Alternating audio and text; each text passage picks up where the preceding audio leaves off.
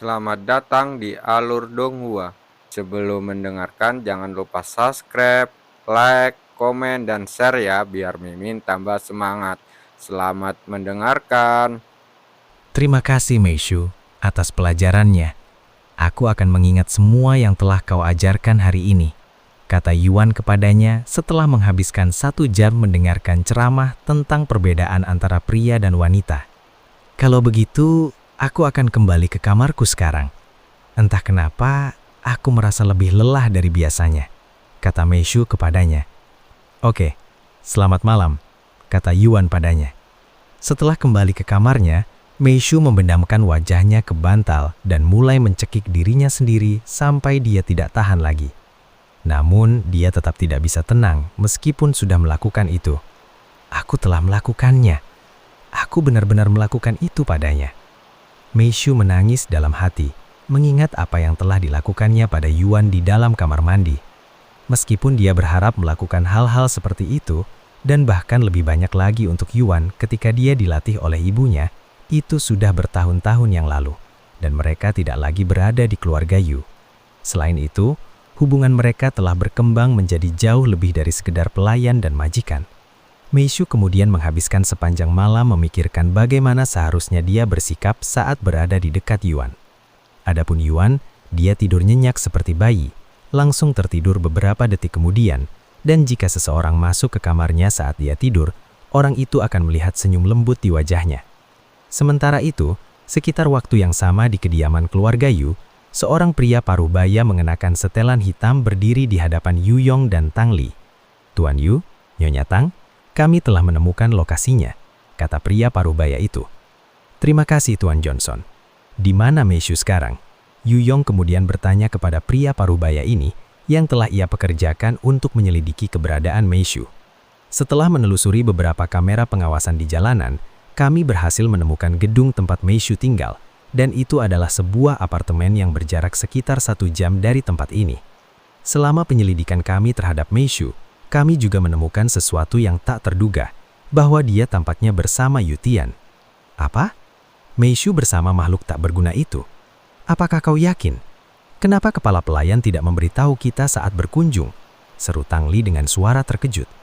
Tuan Johnson mengangguk dan berkata, "Kami melihat mereka memasuki apartemen bersama-sama, dan setelah berbicara dengan Ketua Zhao, beliau membenarkan bahwa ada seorang penyandang disabilitas di kursi roda bersama Meishu di asosiasi kultivator.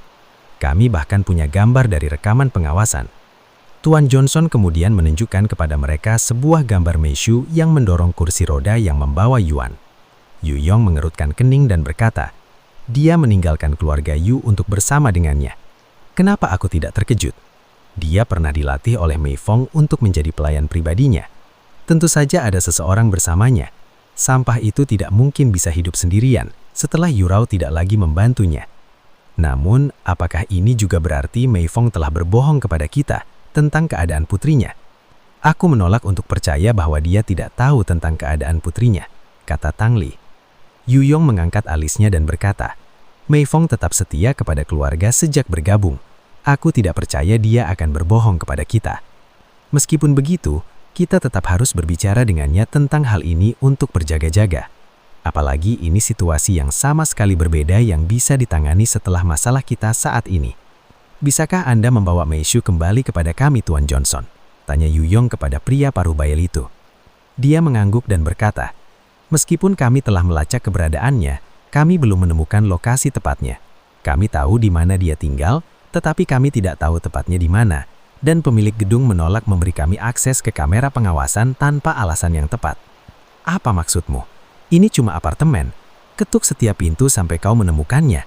Itu sebabnya kami mempekerjakanmu," kata Tang Li sambil mengerutkan kening. Tuan Johnson tersenyum dan berkata, "Nyonya Tang, kami hanya dibayar untuk menemukan keberadaannya, dan itu yang telah kami lakukan. Kontrak tersebut tidak menyatakan bahwa kami harus melakukan hal lain setelah menemukan lokasinya." Kerutan di wajah Tang Li semakin dalam, tetapi sebelum dia bisa berbicara, Tuan Johnson melanjutkan, "Jika Anda lupa, Meishu disebut sebagai jenius kultivasi oleh Ketua Zhao sendiri. Jika demikian, ada kemungkinan besar dia adalah kultivator tingkat tinggi saat ini. Meskipun kita mengetuk setiap pintu dan menemukannya, Kita tidak dapat memaksanya secara fisik untuk ikut dengan kita, jika dia menolak karena tim kita tidak memiliki cukup tenaga untuk melakukannya. Jika ada kemungkinan kita harus menggunakan kekerasan untuk membawa Meishu kembali ke keluarga Yu, kita perlu merekrut lebih banyak kultivator yang cukup kuat untuk membawanya kembali. Namun, kultivator yang kuat tidak mudah ditemukan. Apakah kau mengerti maksudku? Yu Yong berpikir sejenak sebelum berbicara. Dengan kata lain, Anda meminta lebih banyak uang kepada kami. Apakah itu benar?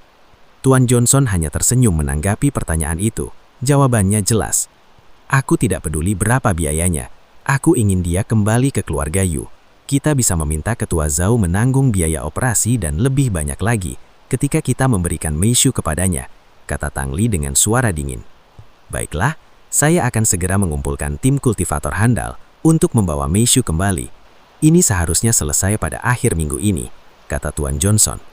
Mengenai harga, kami akan menghitung semuanya setelah tim kami terbentuk sebelum mengirimkannya kepada Anda.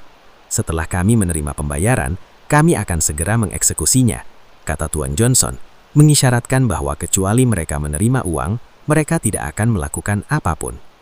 Meskipun keluarga Yu adalah keluarga yang berpengaruh, mereka tidak sepenuhnya tak terkalahkan dan maha kuasa di dunia ini. Jadi tidak semua orang akan bersedia bekerja untuk mereka tanpa uang yang merupakan kekuatan sejati. Setelah Tuan Johnson pergi, Yu Yong memanggil Meishu ke rumah mereka meskipun sudah larut malam. Meishu yang sedang tidur saat itu harus bangun dan pergi ke tempat mereka setelah dipanggil, tetapi dia tidak mengeluh karena dia mengutamakan kebutuhan tuannya di atas kebutuhannya sendiri. Setengah jam kemudian, Meishu tiba di rumah keluarga Yu. Mei Feng, apakah kau sudah menemukan keberadaan Meishu? Yu Yong bertanya padanya begitu dia tiba di rumah, bertindak seolah-olah dia tidak memiliki petunjuk sama sekali. Sayangnya, saya belum berhasil, kata Mei Feng, dan dia melanjutkan. Saya mencoba menelponnya setiap hari, tetapi dia tidak menjawab satupun panggilan. Kau yakin tidak tahu? Tanya Tang Li lagi, sambil menyipitkan matanya.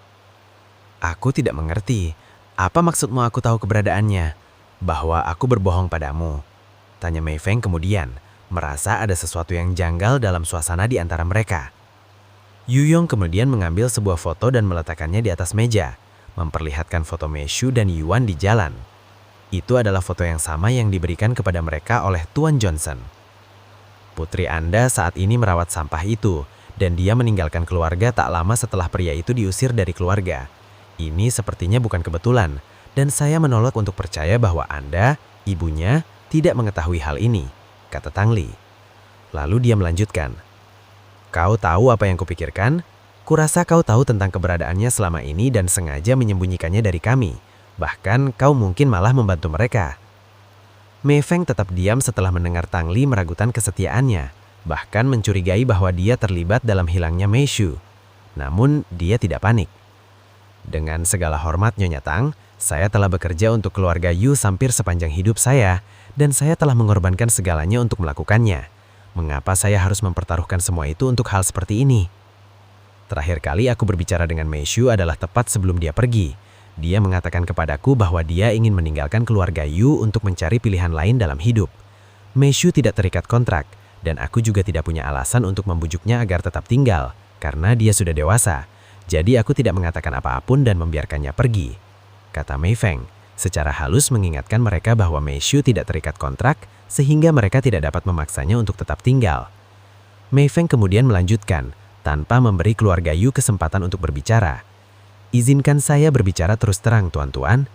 Meishu telah mengagumi tuan muda sejak beliau diadopsi ke dalam keluarga, dan dia bahkan telah menjalani pelatihan berjam-jam dariku hanya untuk menjadi pelayannya. Namun karena apa yang terjadi pada tuan muda, dia ditugaskan kembali kepada nona muda. Aku tidak mengatakan bahwa dia tidak peduli pada nona muda, tetapi dia selalu bermimpi menjadi pelayan tuan muda. Sejak tuan muda dikeluarkan dari keluarga, Meishu yang tidak terikat kontrak, kemungkinan besar memutuskan untuk meninggalkan keluarga agar bisa mewujudkan mimpinya sebagai pelayan tuan muda. Tentu saja, ini semua hanya spekulasi, tetapi selain penalaran logis, saya juga ibunya, jadi saya tahu apa yang dia pikirkan. Yu Yong dan Tang Li terdiam mendengar kata-kata Mei Feng. Setelah hening sejenak, Yu Yong berkata, Aku tidak meragukanmu, Mei Feng, tapi untuk berjaga-jaga, izinkan aku melihat ponselmu. Karena kau mengaku menelponnya setiap hari, Pasti ada rekamannya di ponselmu. Keluarga Yu menduga Mei Feng akan mencari alasan untuk keluar dari situasi ini. Namun untuk mengejutkan mereka, Mei Feng berkata, "Saya mengerti." Lalu dia mengambil ponselnya dan menyerahkannya kepada Yu Yong tanpa membuat alasan apapun atau menunjukkan sedikit pun tanda kekhawatiran. Yu Yong kemudian membuka ponselnya dan memeriksa riwayat panggilan. Matanya terbelalak ketika melihat bahwa Mei Feng ternyata selalu menelepon nomor telepon Mei Xu setiap hari, tanpa henti sejak Mei Xu meninggalkan keluarga, dan kadang-kadang dia juga menelepon Mei Xu beberapa kali dalam sehari. Namun tidak ada satupun panggilan yang berhasil dalam catatan panggilan. "Aku minta maaf karena meragukanmu, Mei Feng. Sungguh, jika kami menyinggung perasaanmu, mohon maafkan kami." Yu Yong segera meminta maaf padanya. Yu Yong sangat menghargai kesetiaan Mei Feng dan kehadirannya dalam keluarga Yu, mungkin hanya kalah penting dari istrinya sendiri. Hal ini sebagian besar disebabkan oleh kontribusi Mei Feng kepada keluarga Yu selama bertahun-tahun. Dapat dikatakan bahwa tanpa bantuan Mei Feng, keluarga mereka tidak akan bertahan selama ini. Meskipun keluarga Yuan telah meningkatkan kekayaan mereka secara signifikan, mereka memang selalu kaya. Namun Mei Feng telah membantu mereka menstabilkan posisi mereka di industri habat hiburan dan banyak hal. Itulah sebabnya Yu Yong tidak mampu membuat Mei Feng merasa marah atau tersinggung. Meskipun Mei Feng terikat kontrak dengan keluarga Yu, sebenarnya dia bisa meninggalkan keluarga itu jika dia benar-benar berusaha. Dan Yu Yong tidak mampu menghilangkan seseorang seperti dia, terutama ketika seluruh dunia berubah dengan cepat karena demam kultivasi. "Aku tidak marah atau tersinggung, hanya sedikit kecewa karena aku belum sepenuhnya percaya padaku," kata Mei Feng. Jangan khawatir, mulai sekarang aku sepenuhnya percaya padamu," Yu Yong menenangkannya. Namun Tang Li tidak senang dengan hasilnya, dan dia masih curiga terhadap Mei Feng. Namun dia tidak mengatakan apa-apa dan hanya terus mengerutkan kening. Lalu Mei Feng bertanya, "Jika Anda tidak keberatan menanyakan, mengapa Anda begitu terobsesi menemukan Mei Xu?" Yu Yong mengarih nafas dan memutuskan untuk menceritakan semuanya kepada Mei Feng. "Sejujurnya, bukan kami yang mencarinya, melainkan Ketua Zhao, Ketua Asosiasi Kultivator saat ini. Rupanya Mei Xu memiliki bakat alamiah luar biasa dalam kultivasi, yang menarik perhatian Ketua Zhao dan dia ingin membeli Mei Xu kepada kami." "Apa?" Mata Mei Feng terbelalak saat mengetahui kebenarannya, menunjukkan sedikit keterkejutan untuk pertama kalinya. "Oleh karena itu, kami telah menyewa penyelidik untuk mencarinya. Mereka baru-baru ini menemukan keberadaannya, dan mereka berencana untuk segera membawa Mei Xu kembali." "Bagaimana dengan Mei Xu? Jika dia tidak ingin bergabung dengan asosiasi kultivator?" tanya Mei Feng. "Mei Feng, kau seharusnya sudah tahu sekarang bahwa jika seseorang cukup berkuasa, mereka bisa melakukan apapun yang mereka inginkan. Ketua Zhao jelas merupakan seseorang yang cukup berkuasa untuk melakukan apa saja.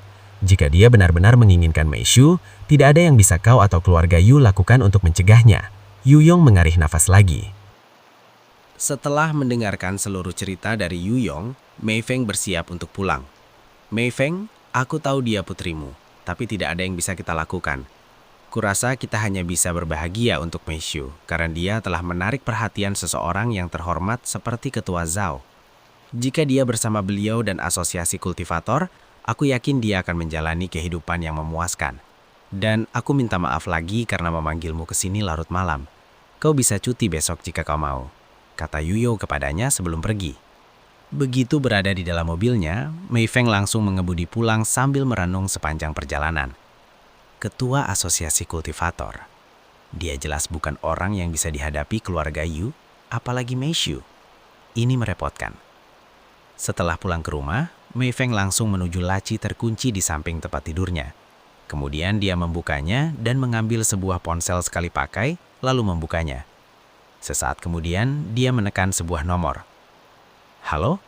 Mei Xu menjawab panggilan telepon lebih cepat dari yang diperkirakan Mei Feng karena sudah lewat tengah malam.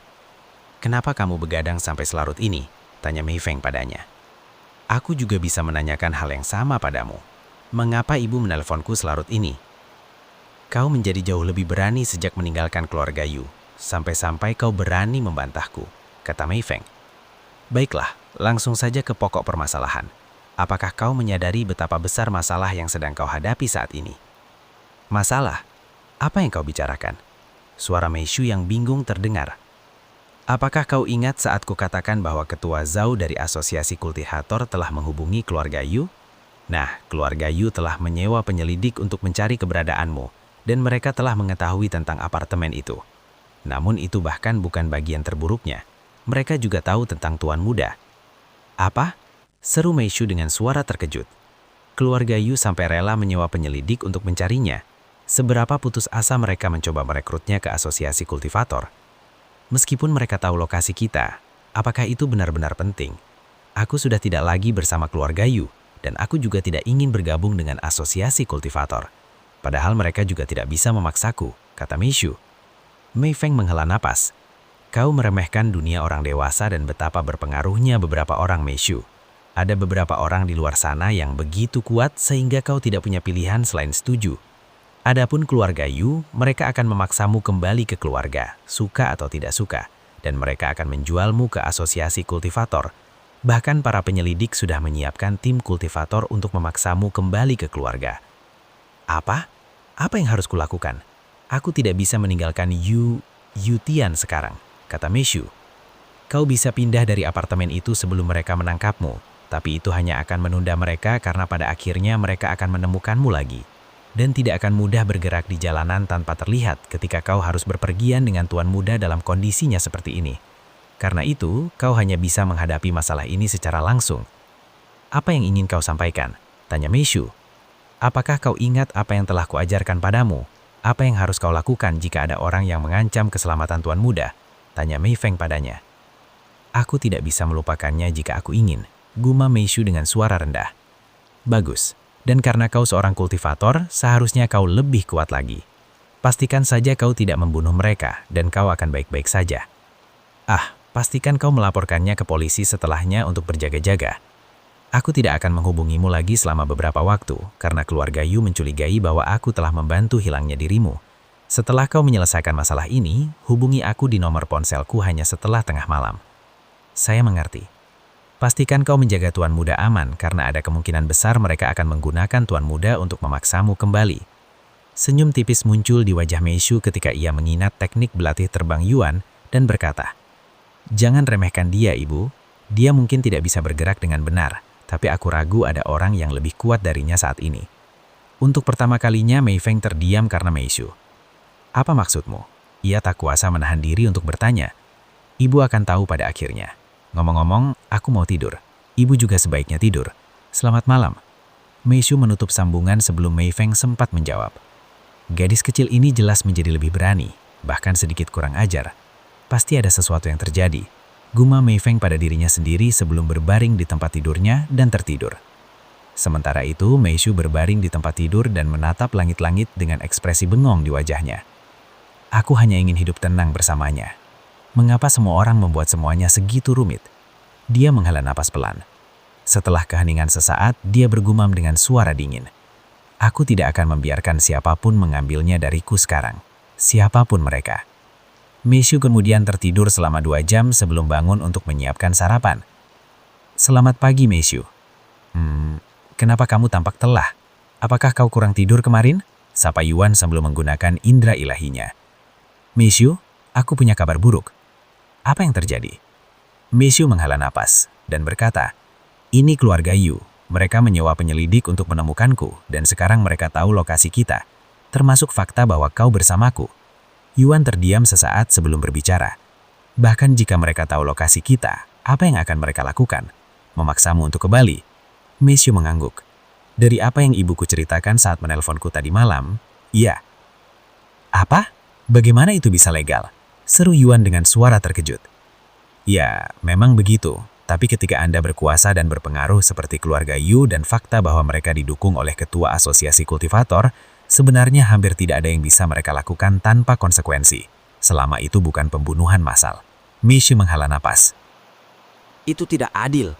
Jika mereka tidak perlu mengikuti aturan karena mereka kuat, maka ini tidak berbeda dengan dunia kultivasi. Ya, kalau dipikir-pikir, dunia kultivasi dan dunia ini cukup mirip dalam beberapa aspek, terutama jika kamu kaya dan berkuasa, kata Meishu. Yuan menghela napas. Lalu apa yang harus kita lakukan? Apakah kita harus pindah? Tanyanya beberapa saat kemudian. Aku juga menanyakan yang sama, tapi ibuku bilang tidak ada gunanya karena mereka akan menemukan kita lagi cepat atau lambat. Nona Mei Feng, lalu apa yang dia sarankan? Dia menyuruh kami untuk menghadapi mereka. Menghadapi mereka? Bagaimana caranya? Dengan mengusir mereka. Apa? Dia ingin kita mengusir mereka? Apakah itu mungkin? Saya akan mencoba. Jangan bilang kau akan melawan mereka. Setelah hening sejenak, Meishu berkata, "Jika sampai pada titik itu, tapi kau tidak perlu khawatir tentangku, karena aku bisa melindungi diriku sendiri. Aku lebih khawatir tentangmu, karena kau rentan dalam kondisi itu. Meskipun kamu mengatakan itu, lagi pula meskipun mereka menargetkan saya, tugas saya adalah menjagamu, dan saya tidak akan bisa melakukannya jika mereka memisahkan saya darimu." Yuan menghela napas. Sepertinya kita tidak bisa bermain dengan Yurao dan yang lainnya sampai semua ini selesai.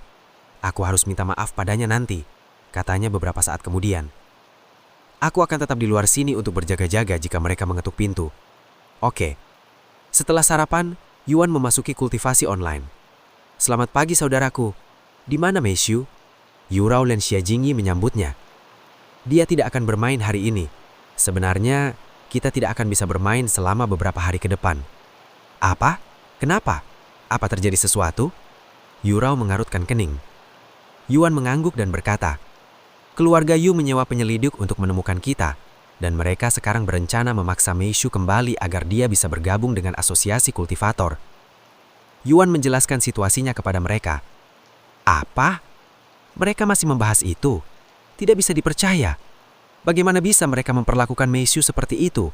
Aku akan bicara dengan orang tuaku nanti," seru Yurao dengan suara marah. Xia Jingyi terkejut. Ini juga pertama kalinya dia mendengar tentang situasi mereka. "Apakah ibu ingin aku berbicara dengan orang tuaku tentang ini? Kita mungkin bisa melakukan sesuatu agar mereka tidak masuk ke apartemen," kata Xia Jingyi. Yuan menggelengkan kepalanya dan berkata, "Tidak apa-apa. Aku yakin kita akan baik-baik saja, dan aku tidak ingin menyeret keluargamu ke dalam masalah kita." "Oke, tapi hubungi saya jika Anda berubah pikiran." "Saudara Tian, apa itu asosiasi kultivator?" tanya Xiaoha kepadanya. "Ini situasi yang rumit. Kurasa aku bahkan tidak bisa menjelaskannya," kata Yuan padanya. "Jangan khawatir, aku akan kembali dalam beberapa hari ke depan. Sampai saat itu, kalian bisa bermain tanpa kami." "Kurasa kita tidak bisa bermain dengan tenang jika tahu kau dalam kesulitan." Yurao menghela napas. "Jaga diri baik-baik. Aku akan tetap memberitahu orang tuaku agar mereka bisa mengawasi. Tapi mereka tidak akan ikut campur kecuali benar-benar diperlukan," kata Xia Jingyi. "Terima kasih." Yuan mengangguk. "Lalu apa yang akan kau lakukan sementara itu?" tanya Yurao. "Yah, kita akan melihat apa yang sebenarnya akan mereka lakukan. Sampai saat itu, aku benar-benar tidak bisa mengatakan apa-apa." "Oke, beri kami update terbaru," kata Yurao. Beberapa saat kemudian, Yuan keluar dari permainan. Yurao dan Xia Jingyi juga keluar dari permainan tak lama kemudian, karena mereka sudah tidak ingin bermain lagi. "Aku sudah memberitahu Yurao dan Xia Jingyi tentang situasinya," kata Yuan kepada Meishu setelah itu. "Sekarang kita tinggal menunggu saja." Meishu menghela napas. "Aku akan berlatih jurus beling tisang, karena itu satu-satunya cara aku bisa membantumu jika kau dalam kesulitan." "Beling tisang? Kau akan membunuh mereka?" Meishu terkecah. Yuan tetap diam, pikirannya tidak terbaca. "Lagi pula aku juga akan berlatih kultivasi. Semoga aku bisa mencapai tingkat prajurit roh sebelum mereka menemukan kita," kata Meishu sebelum kembali ke kamarnya. Setelah Meishu pergi, Yuan menggurman pelan. "Jika aku harus melindungimu?" Beberapa saat kemudian, Yuan menjerihkan pikirannya dan mulai berlatih beling kisang, mencapai kemajuan luar biasa dalam waktu sehari. Sebuah pisau dapur melayang-layang di sekitar ruangan seperti pesawat kertas, tetapi tidak seperti pesawat kertas yang tidak dapat dikendalikan. Yuan dapat mengendalikan arah dan kecepatan pisau dapur itu dengan tepat. Setelah merasa percaya diri mengendalikan satu pisau dapur, Yuan bertanya apakah dia bisa mengendalikan dua pisau sekaligus. Meskipun dia hanya pernah mencoba mengendalikan satu belagar setiap waktu dalam kultivasi online, itu hanya karena dia hanya memiliki Stari Abyss, dan itu satu-satunya belagar yang dia benar-benar butuhkan. "Meishu, maaf mengganggu kultivasimu, tapi bisakah kau membawa beberapa pisau dapur lagi?" Yuan memanggilnya. Semenit kemudian, Meishu masuk ke ruangan dengan dua pisau dapur lagi di tangannya, dan dia bertanya kepadanya, "Kenapa kamu butuh begitu banyak pisau?" "Saya ingin melihat apakah saya bisa mengendalikan lebih dari satu sekaligus," katanya. "Lebih dari satu? Ya sudah, jangan berlebihan dan melukai dirimu," kata Meishu, sambil meletakkan pisau-pisau itu di kursi. Begitu Meishu pergi, Yuan segera mulai mencoba mengendalikan 2 pisau sekaligus. Dan yang mengejutkannya, dia mampu mengangkat 2 pisau sekaligus. Namun, segera dia menyadari bahwa meskipun dia bisa melayangkan 2 pisau sekaligus, mengendalikan keduanya secara bersamaan adalah hal yang sama sekali berbeda. Ini jauh lebih sulit dari yang saya kira. Yuan menghela napas. Keesokan harinya, Yuan melanjutkan latihan beling pisang sambil mencoba mencapai tingkat Master Roh. Waktu berlalu cepat, dan belum mereka sadari, hampir seminggu berlalu. Di sisi lain, di suatu tempat di kota itu, Tuan Johnson berdiri di hadapan 4 individu yang memancarkan aura mendalam. Semuanya memiliki kultivasi tingkat 7, bahkan ada yang mencapai tingkat 8. Target kita kali ini adalah seorang kultivator jenius bernama Mei Xu. Beginilah penampilannya. Tuan Johnson menunjukkan kepada mereka gambar Mei Xu. Salah seorang kultivator langsung bersiul. Wow, cantik sekali! Dia tidak hanya cantik, dia juga seorang jenius kultivasi. Jangan remehkan dia, atau kau mungkin akan menyesalinya, kata Tuan Johnson. Lalu dia melanjutkan, menurut Asosiasi Kultivator, Mei Xu mengaku berada di tingkat ke-9 murid roh. Jika ini benar, dia memiliki salah satu, jika bukan yang tertinggi, tingkat kultivasi di kota ini. Tingkat ke-9, pantas saja kau memanggil kami berempat untuk menculik seorang gadis. Namun meskipun dia memiliki tingkat kultivasi yang tinggi, itu tidak akan berarti apa-apa jika dia tidak tahu cara memanfaatkannya dengan benar. Aku sangat ragu dia akan menimbulkan masalah bagi kita. Atau kau meremehkan kami, ha? Scorpion benar, Johnson. Jadi bagaimana jika dia berada di level ke-9? Dia masih dalam tahap murid roh. Perbedaan antara setiap level sebagai murid roh tidak terlalu besar. Bahkan jika kita memiliki basis kultivasi yang lebih rendah, pengalaman tempur kita akan menutupinya, kata orang lain di sana. Dia masih gadis kecil. Kurasa kita tidak akan menghadapi masalah saat mengurusnya. Bahkan, aku bisa mengurusnya sendiri. Mendengar suara mereka yang penuh percaya diri, Tuan Johnson berkata, "Karena kalian semua begitu percaya diri, saya tidak akan membahas detailnya. Ingatlah bahwa kalian tidak boleh melukainya terlalu parah. Ketua Asosiasi Kultivator sangat tertarik pada gadis ini. Jika kalian melukainya atau lebih buruk lagi, merusak bakat kultivasinya, kalian harus bertanggung jawab." Apa? Ketua Asosiasi Kultivator juga terlibat dalam hal ini. Apa sebenarnya yang istimewa dari gadis ini selain bakat kultivasinya? Tanya salah satu dari mereka. Tugas kita bukan mengajukan pertanyaan. Lakukan saja apapun yang menjadi tugas Anda, kata Tuan Johnson. Kemudian dia meletakkan peta di atas meja dan menunjuk titik merah yang jelas di peta tersebut. Inilah lokasi keberadaannya, tetapi ini adalah sebuah apartemen, dan kami tidak tahu persis di kamar mana dia tinggal. Jadi kami harus mengetuk setiap pintu sampai kami menemukannya. Sungguh merepotkan, tapi kita dapat uang bagus untuk pekerjaan mudah ini, jadi aku tidak akan terlalu banyak mengeluh. Kapan kita akan melaksanakan misi ini? Sesegera mungkin, kata Tuan Johnson. Baiklah, kita akan mulai sekarang. Beberapa saat kemudian, keempat kultivator bayaran itu meninggalkan ruang pengarahan dan menuju ke tujuan mereka. Setelah tiba, mereka berganti pakaian, mengenakan seragam yang biasa digunakan oleh kurir. Mereka menyamar sebagai seseorang yang bertugas untuk mengantar barang. Apartemen ini memiliki 27 lantai, dan akan memakan waktu sangat lama jika kita memeriksanya satu lantai demi satu lantai. Jadi mari kita bagi menjadi 2 kelompok.